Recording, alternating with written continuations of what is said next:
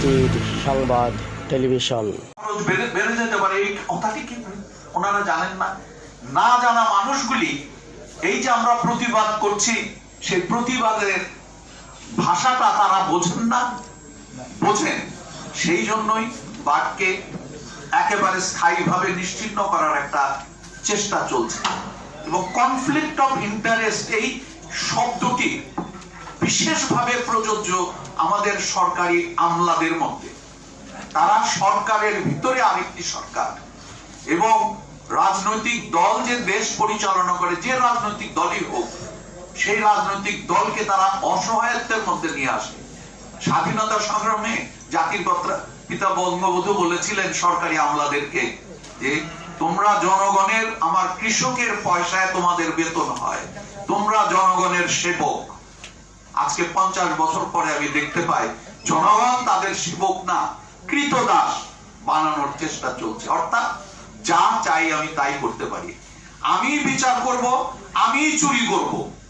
দুটি কাজ তো একসাথে হতে পারে না। বিচারকরা তো ব্যবসা করতে পারেন না, বিরাট ব্যবসা প্রতিষ্ঠানের চেয়ারম্যানও হতে পারেন না। তাহলে ওনারা সরকারি কর্মকর্তা হয়ে ব্যবসা প্রতিষ্ঠানেরও আবার চেয়ারম্যান হচ্ছেন। এবং চেয়ারম্যান হওয়াটাই শেষ না, আপনারা যদি তথ্য সংগ্রহ করেন, মিটিং অ্যাটেন্ড করার জন্য কত টাকা, চেয়ারম্যান হিসাবে তাদের অনারিয়াম কত টাকা, গাড়ি কতটি আছে, এই তথ্যগুলি কিন্তু সাধারণ মানুষের কাছে পৌঁছায় না। একটি বাড়িতে একজন সেক্রেটারির কয়টি গাড়ি আছে সেই চিন্তাটি যদি আপনারা করেন, সেই গাড়ির তেল কোথা থেকে আসে সেগুলি যদি চিন্তা করেন, বাংলাদেশের অসংখ্য মানুষের না খাওয়া মানুষকে আমি কাপড় দিতে পারবো, শিক্ষা দিতে পারবো, পড়াশোনা দিতে পারবো, থাকার জায়গা দিতে পারবো, তাদের গাড়ির খরচকে যদি আমি সংরক্ষণ করতে পারি, আবার ফিরিয়ে নিয়ে আসতে পারি, কিন্তু তারা এই জিনিসটি চান। এবং এই কাজগুলি করার সময় তাদেরকে প্রতিনিয়ত দুটি শব্দ উচ্চারণ করতে আমরা দেখি, জাতির পিতা বঙ্গবন্ধুর নাম আর মাননীয় প্রধানমন্ত্রী বলেছেন কি বলেন নাই, সে তথ্য আপনারা খোঁজ করলে জানতে পারবেন। আমার জীবনে এরকম অনেক ঘটনা ঘটেছে যে তথ্য মন্ত্রী মহোদয় স্বয়ং মাননীয় প্রধানমন্ত্রীকে মিথ্যা কথা বলেছেন। এক্সিকিউটিভ লেভেলে ঠিক রাখতে পারলে আমি জিত।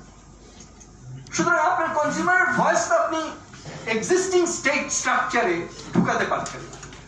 এখনো একটু ক্ষীণ আশা যে কোর্টে গিয়ে যদি ঢুকাই, কারণ কোর্টকে তো আর বরখাস্ত করতে পারে না, কি সব আইন আছে যাতে কোর্টের একটা রিলেটিভ অটোনমি আছে, এই একটা মাত্র জায়গা আছে।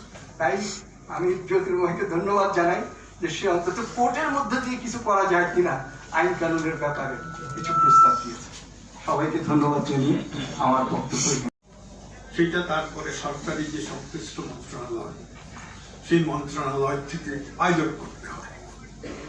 সেই মন্ত্রণালয় পাইলটের পরে এটা আইন মন্ত্রণালয়ে যায়, আইন মন্ত্রণালয়ের ব্যাটিং এর পরে ক্যাবিনেটে এটা নীতিগত অনুমোদন হয়।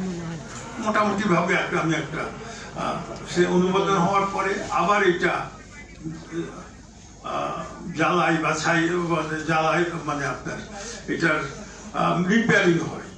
রিপেয়ারিং হওয়ার পরে আবার ক্যাবিনেটে আসে, ক্যাবিনেট থেকে চূড়ান্ত অনুমোদনের পরে ওইটা পার্লামেন্টে যায়।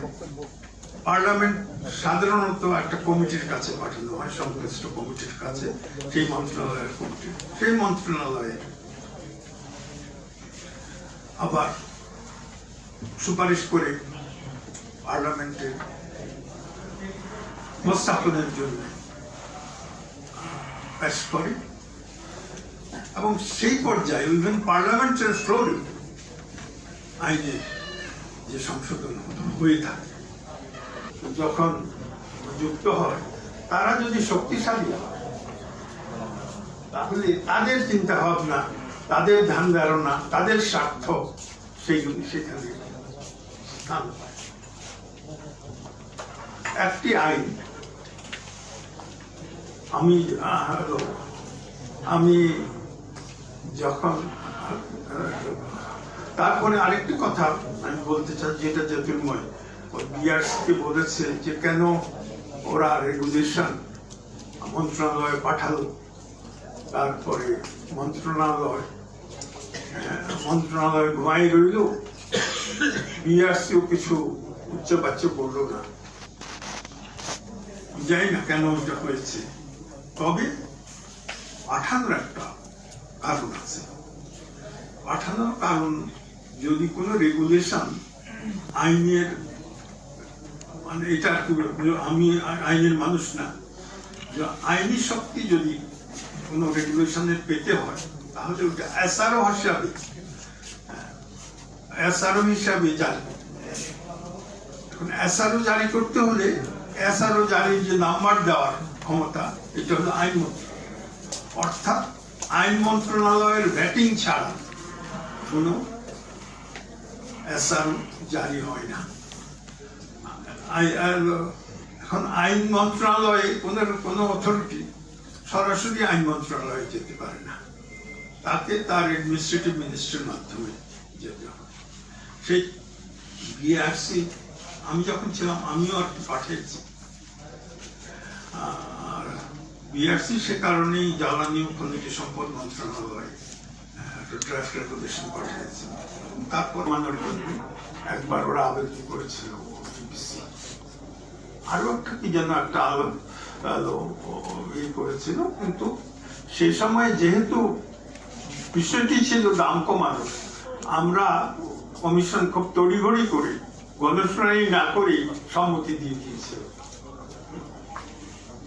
খুব খারাপ আইন, সেটা বোধ হয় আমার মনে হয় না আইনটি কিন্তু আইনের বাস্তবায়ন করছে না।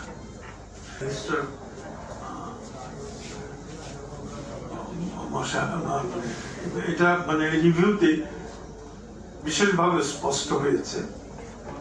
এবং মত বিনিময় সভার সভাপতি জনাব গোলাম রহমান, ক্যাবের ভোক্তা অভিযোগ নিষ্পত্তি জাতীয় কমিটির আহ্বায়ক সভাপতি মোবাশ্বের হোসেন, ক্যাবের জ্বালানি উপদেষ্টা অধ্যাপক ডক্টর এম শামসুল আলম, আমন্ত্রিত সম্মানিত অতিথিবৃন্দ, প্রিন্ট ও ইলেকট্রনিক মিডিয়ার সদস্য সাংবাদিকবৃন্দ, অনুষ্ঠানে কষ্ট করে উপস্থিত হওয়ার জন্য আপনাদের সবাইকে জানাই আন্তরিক শুভেচ্ছা ও অভিনন্দন। আপনারা হয়তো জানেন যে ক্যাব দীর্ঘদিন যাবৎ জ্বালানি খাতে সুশাসন প্রতিষ্ঠা ও ভোক্তাদের জ্বালানি অধিকার সংরক্ষণের জন্য আন্দোলন করে আসছে। গ্যাস ও বিদ্যুতের মূল্যহারের উপর বাংলাদেশ এনার্জি বোর্ডের গণশুনানিতে ক্যাব ভোক্তাদের প্রতিনিধিত্ব করে এবং জ্বালানি খাতে ভোক্তাদের আইনসিদ্ধ অধিকার সমুন্নত রাখার জন্য সুপ্রিম কোর্টের দ্বারস্থ হয়ে ভোক্তাদের অধিকার সংরক্ষণে ক্যাব আজ কাজ করছে। যে এই ডিজেলের দাম সাময়িকভাবে বাড়বে, মার্চের আগে দাম ডিজেলের দাম কমে যাবে, এনার্জি প্রাইস কমে যাবে। আপনি দেখেন এখন এনার্জি প্রাইস কিন্তু ট্রেন্ড কমে আসছে, $76 মতন পার ব্যারেল আজকে, মানে এই ইদানিং কালে। এফেক্ট কোথায়? তাহলে সরকারকে আবার সেই লাভবান এই ভোক্তার কাছ থেকে লাভ করবে? এটাই যদি নিয়ম হয়, তাহলে বার কি ঘুমাচ্ছে? বার্কের কাছে কেন আমাদের এই কন্ট্রোল ম্যানেজমেন্ট গুলো আনতে পারছি না? আমি উদ্যোক্তা, আমি আপনাদেরকে বলবো যে এলপিজি যে ট্যারিফ হয়েছে এটার ব্যাপারে অনেক আলোচনা হওয়ার মতন অবকাশ আছে। যে ইনভেস্টার্স হিসাবে আমি একজন ইনভেস্টার্স হিসাবে বলবো যে যেভাবে ট্যারিফ ক্যালকুলেট করা হয়েছে এটা একটা বিতর্কিত ট্যারিফ। এই আলোচনায় আমি দীর্ঘমেয়াদী আলোচনায় যাব না।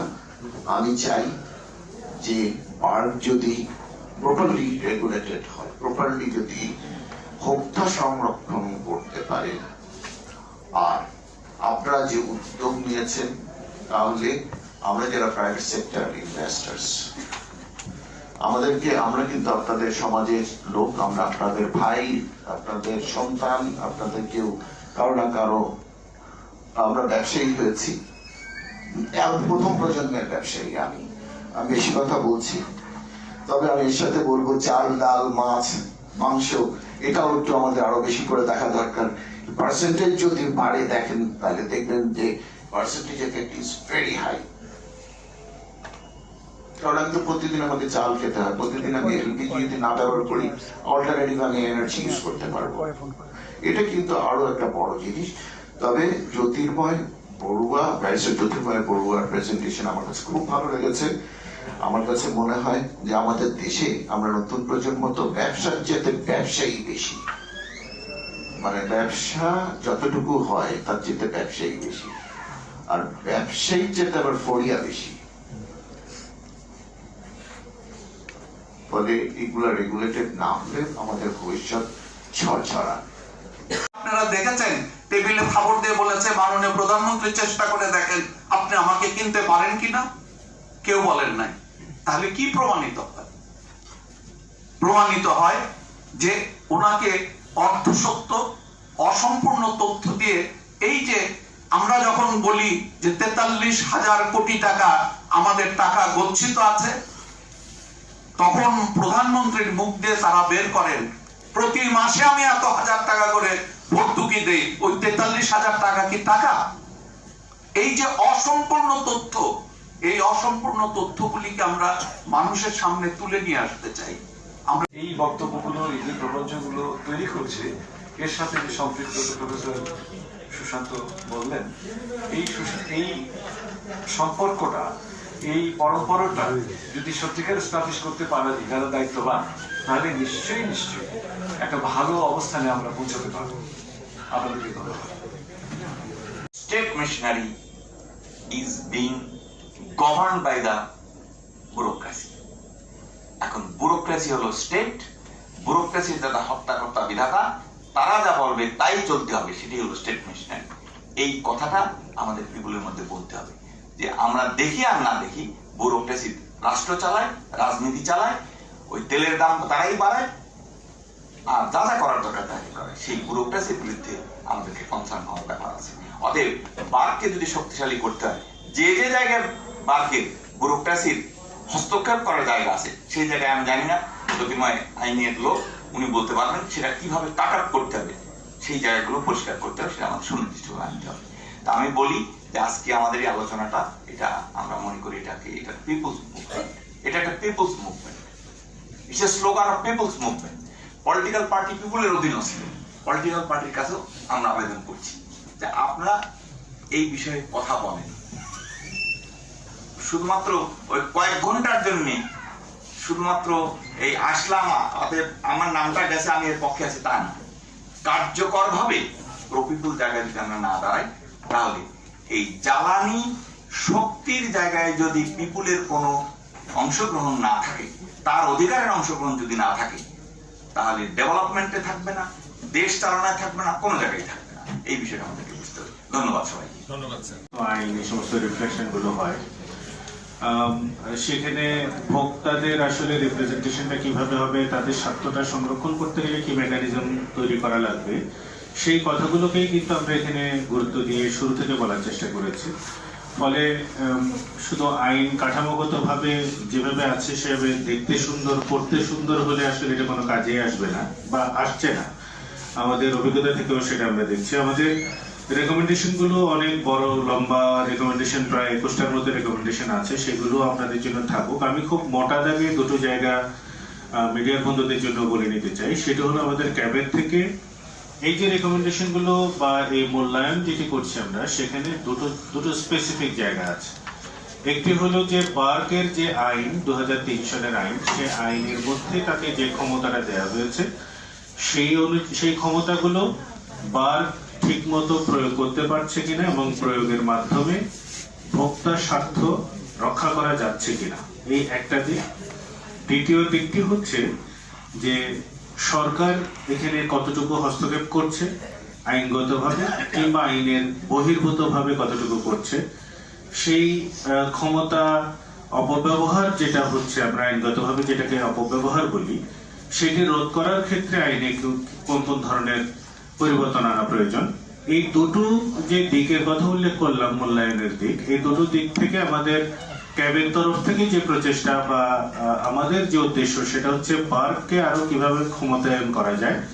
যেখানে বার্কের ক্ষমতায়ন করতে গেলে আমরা হয়তো খেয়াল করবেন যে ধারা 7 দিয়েই কিন্তু প্রথমে শুরু করেছি, যে তাদের যোগ্যতাগুলো কি হবে, তাদের এই কমিশন নির্ধারণের ক্ষেত্রে চেয়ারম্যান কে হবেন, মেম্বার কে হবেন, সেগুলো নির্ধারণের ক্ষেত্রে আইনি কাঠামোগুলো যা আছে সেগুলোতে আমরা সন্তুষ্ট নই।